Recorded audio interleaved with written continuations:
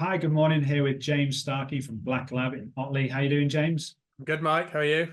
Yeah, very well, thank you. Thanks very much for joining us on the Business Spotlight series. So, No. yeah, all good. So, start us off and just let us know a little bit more about who it is that you are, what you do, how long you've been doing it for, please.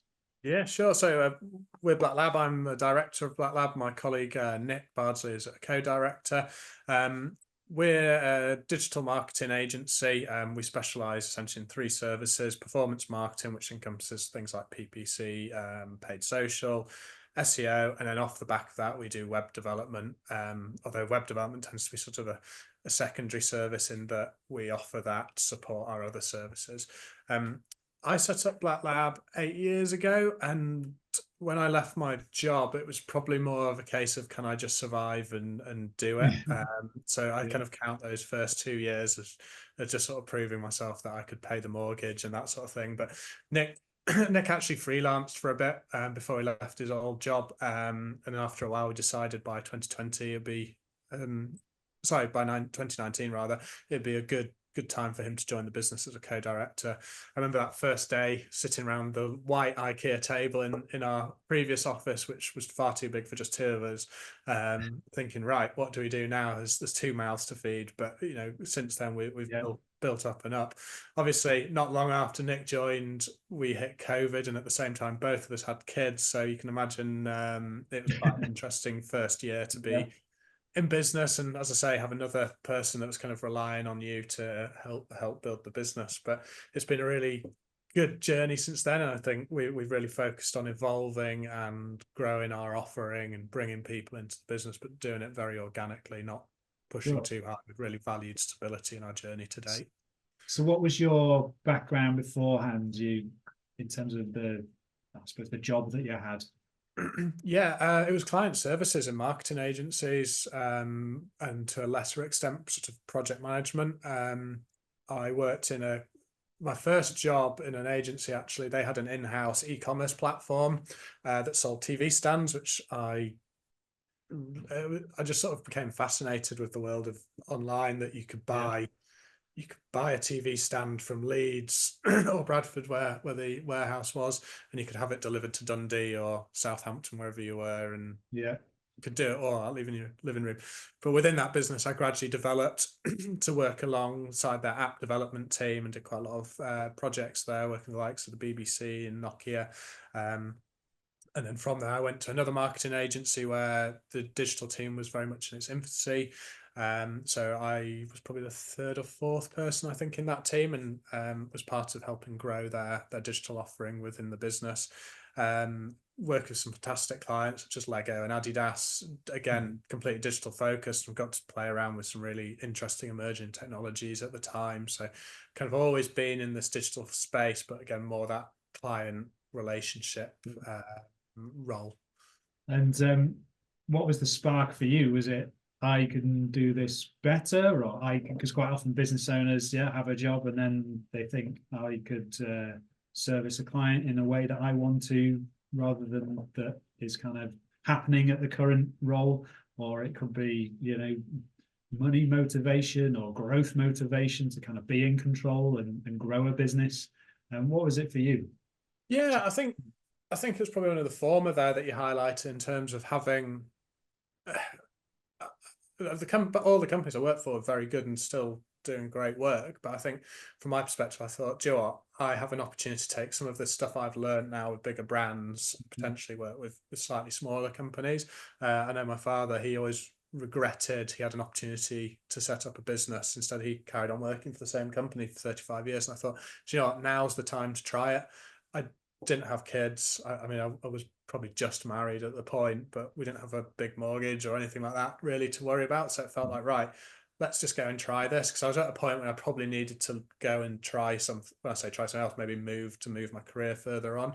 I thought, you know what, I'm going to try this. If in a year's time or 8 months' time, it's not kind of panned out how I wanted, I can go back into the job market and give myself a bit of a break and maybe some Yeah, clarity on exactly what I want to do. But I was lucky, when I actually left, I had a contact who sort of said, look, I'll work with you. I'm really interested in what you're doing. I was going to go to the wider market, but you can deliver that. So that gave me the footings to get going and the confidence Right. that, you know, I could pay bills from the outset. And you know, I always tried to keep my overheads as minimal as possible in those early days. So I worked for my parents. They had like an annex above the garage, so I just worked in there. It wasn't had no heating, so November, December, January were pretty miserable.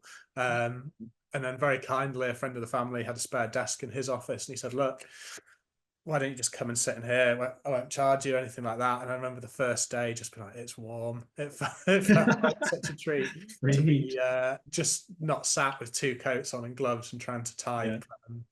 So yeah, I think it just stemmed from then. I survived in those first few months, and work, probably in hindsight didn't work my network harder enough, but kind of made use of what I had. And again, when you've got very little overheads, you're able to make quite good progress. So before I knew it, I was sort of 18 months down the line, and I was having these conversations with Nick, and it spawned from there. Nick's, you know, very expert in performance marketing, so he added a real strong string to the bow that really has helped push us forward in terms of what we're able to deliver in house. Great stuff. And you know, there's lots of agencies out there. Is there, in terms of what you guys do and how you stand out, compete against other operators, what would you say gives you an opportunity to win business? Yeah, I think the and this is I'm quite I don't like to blow my own trumpet too hard, but I think we Please do. come You got it across in terms of yeah, you know, putting yourself out there.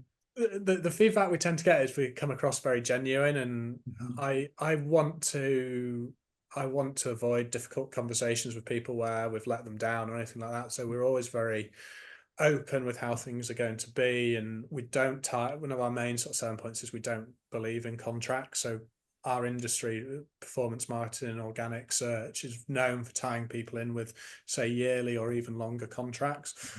Because it's essentially performance led, we're big believers that our work should prove our value to our clients. So all we ask in the first few months is give us 3 months grace to get up to speed, gather data, and start making accounts perform properly. And after that, it's just rolling 30-day agreement. If you kind of decide you need to get out for whatever reason that might be, and touch wood, most people are happy and tend to stay with us. So we sort of rarely lose clients, but generally when we do, it's for other reasons rather than we've kind Sure. of done a bad job or anything like that. I think another thing that we do is all our clients have direct access to their, if I can use the phrase, experts. So they don't. A lot of agencies traditionally have the account management model. It then goes through that team, and then it's sort of filtered down through to the individuals within the delivery teams.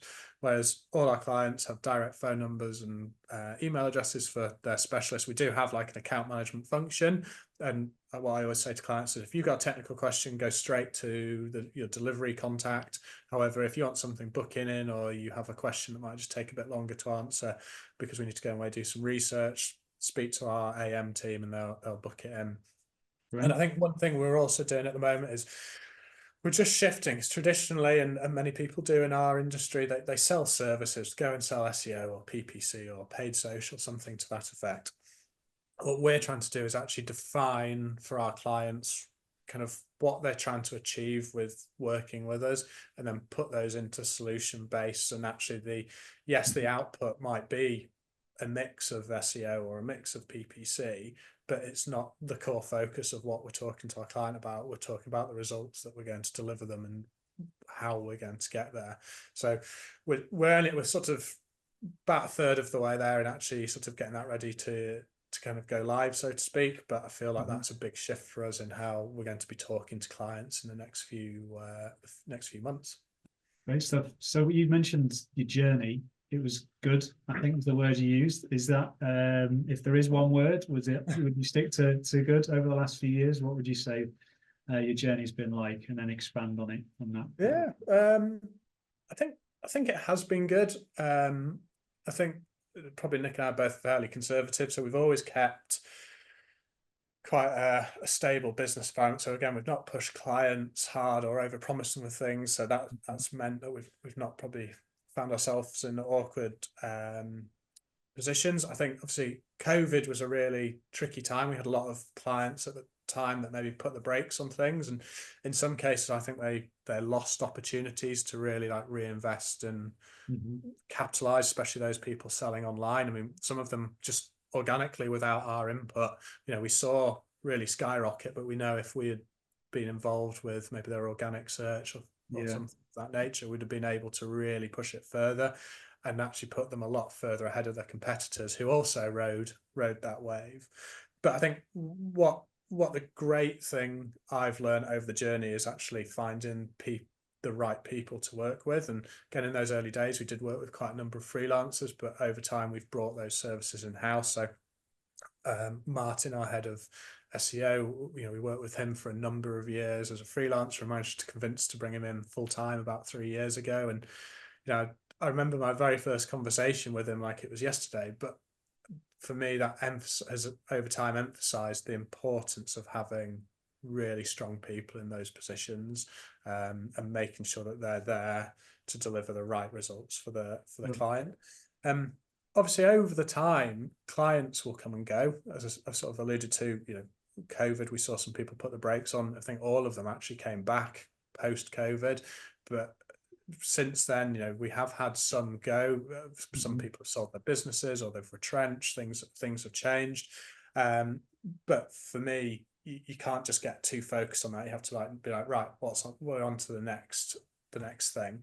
And part of that is building the business and having more people in it, which means I end up invariably having to wear more hats. So some of which I've never done before. So, the HR hat. And I think just back to my point about working with good people, we're getting support from outside. So there's a HR company we work with based just outside Leeds that they've helped redraft all our policies and things to make sure that everything's squared away. We work with a business coach ourselves and who's a lot of experience in our industry. And I think whether it's internal or external, make sure you've got the right people around you has been fairly critical. Fantastic. How big is your team? What's the number count at the moment? There's 7 of us at the moment. There's going to be 8 at the start of November, and we're interviewing for another couple of roles this week. So we're seeing a bit more growth. Part of that is a focus of reinvestment back in the business this year, because we've probably slowed that down the last couple of years for no other reason. I think we just focused on maintaining clients and client growth, but I think now it's time for us to really start pushing forward. Good stuff. So what's the biggest lesson, James, that you've learned throughout all of this? Would you say, if there's one that you could pick out? I would probably say trusting people, whether they're internal or external. You've got to trust them to deliver something for you, and sometimes they're not going to get it right, but you can't micromanage them, because if you do, I just wouldn't breathe. I'd probably never go to bed, never have a day off. And actually, one of the driving reasons for Black Lab is to create a place that's nice to work for everybody, and that people aren't expected to work all hours. And I know that's actually really shifted, I think, since COVID. But I think if I'm going to kind of live by that, I can't be on top of everybody's individual actions, and have to trust that we've got good people managing good people to deliver the right actions for our clients. And I think inevitably people will make mistakes, but if you support people in the right way, you're going to mitigate that. But when they do make a mistake, it's like, right, how are we going to put it right? What solutions? And owning that, whether that's a mistake that, if you like, is client facing, standing up and going, right, we've made a mistake here, but this is what we're going to do. Or just internally, somebody sort of saying, yeah, I've had this issue, but here's the process I'm going to put to rectify it. But I think for me, making sure people are supported in that process.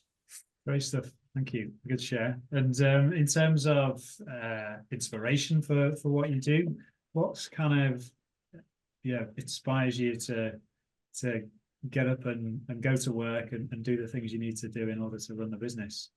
Yeah, I probably when I first started, it was just making it work, taking that step and paying the mortgage. That was probably the big thing. I think probably now it's growth for us, as I alluded to earlier. This is probably the first.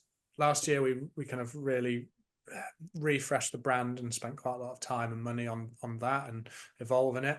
But I think now I'm really excited about where we're trying to take things. As I say, we're working with this coach who's helping us kind of drive that forward and bounce ideas from and challenges. But at the same time, we're now identifying that yes, we could stay 8, 9, 10 of us for the foreseeable, but we want to be a bit more than that, and that means investing in processes, people, software, making sure that we've got everything in place to deal with the type of clients that we're going after. So in this last year, we've actually been doing quite a lot of work with another agency. We've been white labeling our service for those guys, which isn't what we want to do long term, but what it has taught me is we are more than capable of working with some household names and delivering some big retainer-led work for those types of brands. So we just now need to make sure we've got the bolts and braces in place to ensure that we can do that for our own clients as we go out to market to kind of try and grab some of those. Sounds like exciting times. So in terms of any of the latest news around what you're up to, or just feel free to share your website for people to be able to get in touch if they want to know a bit more about what you're doing, then feel free to do that now. Yeah, thanks, Mike. So our website's blacklabdigital.co.uk. In terms of what we're doing, probably I think the most exciting thing is the new people we're bringing into the business to kind of augment and grow the offering we've already got, and part of that will be this solutions base. So once I've kind of got it all bottomed out, we'll be kind of speaking to clients in a slightly different way and looking at their objectives and trying to talk to them in a bit more detail about where they want to go to before we, a lot of people just say we want SEO, I want PPC, but often we should be asking why. So I think that's going to be a big change for us. But one thing we're doing at the moment, if anyone wants to reach out, we're offering half an hour with our head of SEO, Martin, who tends to blow people's minds when he sits down and sort of says what he's seeing from the data and the analytics he's able to look at. So he uses a number of tools that allow him to build up a picture of people's online performance and presence, and then actually how that sits in comparison to maybe some of their key competitors. So if anyone wants to reach out, I'm more than happy to organise half an hour of his time with them to have a look at what they're doing. Thanks, James. Well, it's been a real pleasure talking with you, and appreciate you sharing all that you have. And I wish you all the best for the growth of the business, increasing that team, and getting to where you want to be over the next 8 years or so. Great. Thank you very much, Mike, and appreciate your time.